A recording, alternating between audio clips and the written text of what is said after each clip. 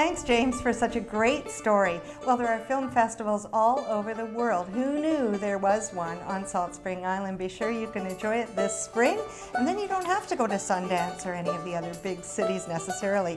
Don't forget as well that Lynn Bowen will be here signing her book on February 20th at noon. We're in the Cowichan Valley Museum and Archives. I'm with Catherine Gagnon, who's the curator and who knows everything about the heritage designated train station. So tell us about that history. Well, I know a bit, and one of the misconceptions is that this is the first station. It's not actually. There was one built in 1887, smaller than this, but Duncan was becoming such a boom town that station was no longer sufficient. So they took it down and built this one, and it was finished in 1912. It did go through some very difficult years, though, in the 1960s and 70s, and it nearly came down. It was nearly razed. There was not really an awareness of retaining heritage, but it was saved, and of course we treasure this building now. Oh, you know, it's such a highlight as soon as you drive into the downtown. Yeah. Beautiful area here on Canada Avenue, and it's fun to come to the museum and archives anytime. This is a really busy place with a lot going on. You're always, it seems, doing outreach, Catherine. So tell us about the latest, although it's interesting to me because the Métis Association was something even new to you. Yes, it was, and I was so intrigued. The president was in, I think he was researching an archival matter, and he mentioned the Métis Association, and I said, the Cowichan Valley Métis Association, and I said, well, we need to explore this. So you're part of our community, and I would love to do something with you, with your association.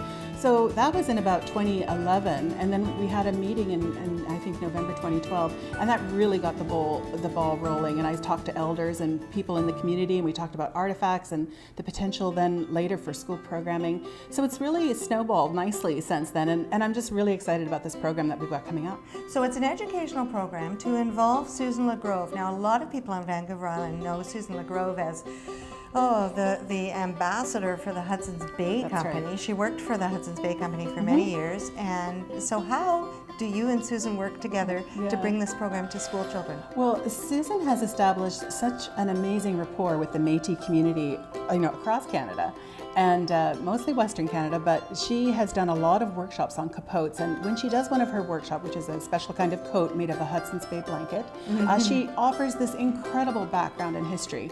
If you get a chance to see her talk about it, it's just fascinating.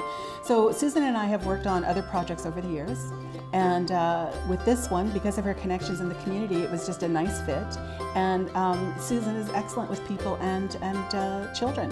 So she's going to be helping us, be the main person delivering those programs in April. And to be included, bannock, which a lot of us have never even seen, beaver pelts and jam. These are some of the artifacts that Susan talks about and shares, right? That's right. Well, what's exciting, I mean, there'll be a number of artifacts that will be on display in display cases. So they're precious, like a beautiful top hat made of a beaver pelt, which is, of course, the whole reason why the fur trade got started. But we have teaching artifacts. That's one of the great things in a museum. Those are the artifacts that are determined that people can touch. Yeah. And so kids get to do this. So the teaching program will have, or the teaching artifacts will provide that opportunity to children, but plus we're going to make bannock and butter and jam and that kind of thing, because bannock is a Métis kind of specialty. So those kids will get to experience that as well. Snacks are important for all of us, and usually will draw people out. So this is specifically for grades 4 and 5? Yes, that's right. It fits into the curriculum for any First Nations related. Right. Now, if I'm a teacher in the Cowichan Valley, is it important to book early? Do you have a calendar of events, or are you just going to have the doors open and kids swarming in? Oh, no. Oh, come on. It's been very fun to build this program, and it's a structured program that's offered over an hour and a half, where the students will come in and have an introduction and a lesson, and hopefully they'll get to listen to a Métis person talk about their identity, which is a very important aspect of the whole Métis story.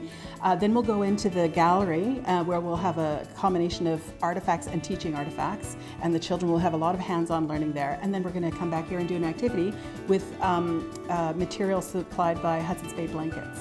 Wow, how fabulous that is. So it really sounds like a very rich and well-developed program. That's right, and there'll be opportunities for teachers to sign up for this program. Okay, that's perfect. So we'll make sure that we have the website up so people can get a hold of you, Catherine, and other people here at the Cowichan Valley Museum.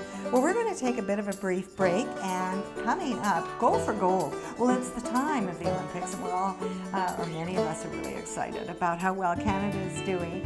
And so we're going to focus on, in our series, Go for Gold, during the time of the Olympics, a lot of the young athletes have been preparing for years. So that's coming up, and then we'll be back here at the Cowichan Valley Museum and Archives after the break.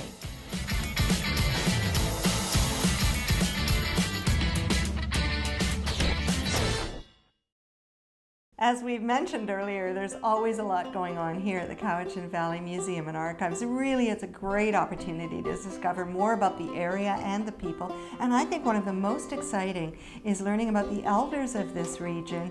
And there have been some sound recordings made already. So tell us about what's included in that exhibit, Catherine. Well, this exhibit is called Cowichan Voices, and it's based on a project that was started a couple of years ago with Dr. Donna Gertz, who's a linguistics professor from SFU, Simon Fraser University.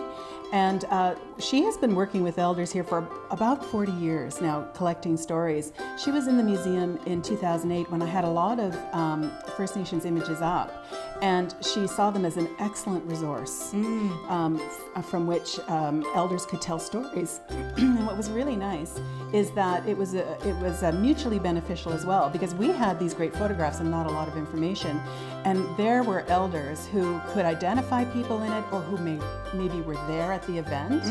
So it's been a really lovely partnership. And so the Cowichan Voices exhibition, that's what the project is culminating in, and we will have sound recordings and elders, and the recordings are in Ho'okaminam, in the local language, but there will be subtitles in English, and that will help people to understand what's happening. And we hope to have a variety of people come in, visitors and tourists, but also I hope that First Nations youth and First Nations people will come in as well.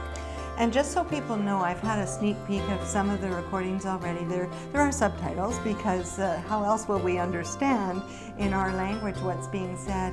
But the opportunity to capture a culture through voices is remarkable, and a lot of people have said that's how we will learn the most about our native people, and their own children learning about their culture is important. The exciting thing, of course, too, is that we're capturing these languages that are being lost. So we have, these fluent speakers, and you're capturing the language, and that's a recording that will last forever. So a larger story behind this, when the exhibit's finished, is building a digital library of this work that's been undertaken for years and years and years. So it's a really, really exciting project. And an important tool, a very important cultural tool.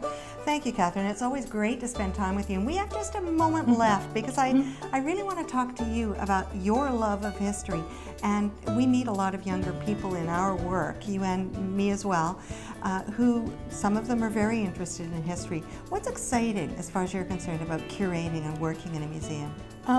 For me, what's really exciting, it always comes down to telling a story and engaging people in that story.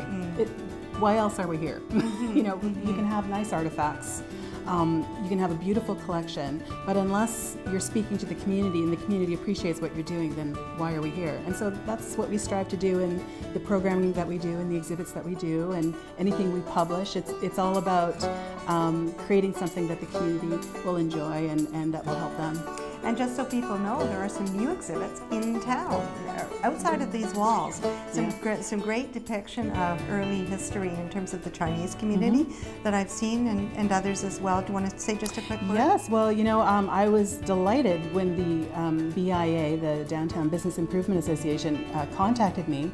And we've had this lovely relationship since where they have found space that needs a story, and I don't have space, so I'm thrilled to design something and have it installed, and the response from the public, both residents and visitors, has been really positive. So I'm delighted to do them, and I'm working on another one actually for 2015. Oh, how wonderful. Well, thank you very much for bringing history alive for us and for our viewers. We'll see you next time, or on the streets, because you're always out there connecting with community groups. And we thank you very much for watching. And by the way, a lot of our stories are coming from the Valley. We so appreciate your story ideas, and we'd love to hear from you. If you think there's a neighborhood development that should be told, or a person that should be profiled, anything at all going on in the Cowichan Valley, that's what we're interested in. So contact us, would you please, through Facebook or Twitter. You can email, phone us, stop us on the street, whichever way. We're easy to find, Shaw TV. So thanks a lot for watching, and we'll see you next time. Go Island is brought to you by German Auto Import Network. Women's clothing provided by Tulip Noir. Casual designer fashions. Men's wardrobe by DG Bremner & Co. Menswear and accessories. Hair services provided by Salon J.